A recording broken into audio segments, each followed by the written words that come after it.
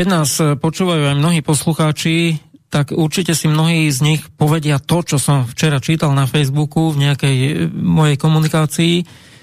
Nie je podstatné ani že s kým, ani kedy, ani presné slova, ale v tom zmysle, že áno, je to presne takto, ale tak už s tým niečo urobme, veď stále len o tom všetci rozprávame. Ale ja si myslím, že táto vláda má krásnu šancu dokázať to, že to urobí, čo slúbili nominanti, pretože vieme, čo vyhlasoval pán Huliak pred voľbami, čo vyhlasovala pani Šimkovičová, čo vyhlasoval pán Taraba, čo vyhlasoval pán Fico a ďalší. Údajne sa pán Fico poučil z minulosti, pokiaľ je financovanie mimovládnych organizácií a podobné veci. Takže dajme im čas, aby táto vláda dokázala, že naozaj to, čo pán Taraba, Huliak a ďalší slúbovali vo svojich videách predvolebných, aby to jednoducho naplnili. Hovoria, že sú proslovenskí, že chcú robiť suverénnu politiku, tak nech ju robia. Ja som veľmi zvedavý, ako to dopadne o pár mesiacov a rokov, keď sa bude robiť bilancia tohto volebného obdobia.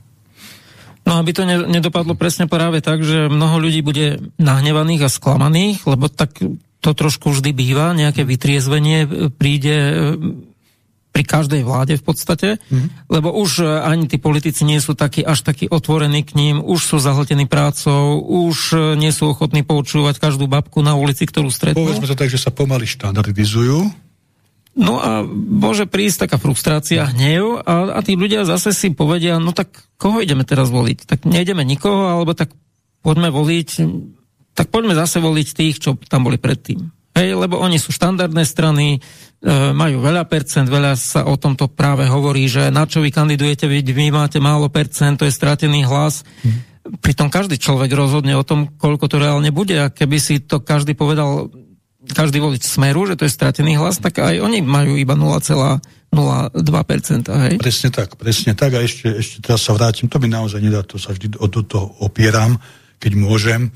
Mňa zaujalo v tej predvolenej kampani to spojenie suverénna slovenská politika. To Fico hovorieval a hovorí, že jeho vláda aj po voľbách to povedal, keď zostaví vládu, že jeho vláda bude robiť suverénnu slovenskú politiku.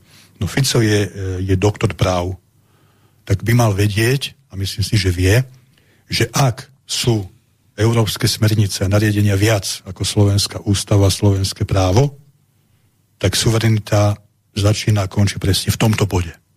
Takže buď to pán Fico nevie a je doktor práv a získal ten titul za zvláštnych okolností, alebo to vie a robil politickú kortešačku na úkor tohto faktu. A ďalšia vec. Nemôžeme robiť suverénnu ekonomickú politiku, pokiaľ nemáme vlastnú národnú menu. Pokiaľ máme euro, vždy budeme ekonomickou kolóniou. Tam opäť začína a končí suverénna politika v oblasti ekonomiky.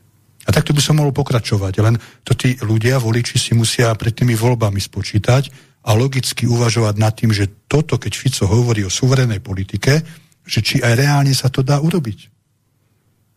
No nedá sa to urobiť a už som povedal len 2 príklady, prečo sa nedá robiť suverénna politika Slovenska.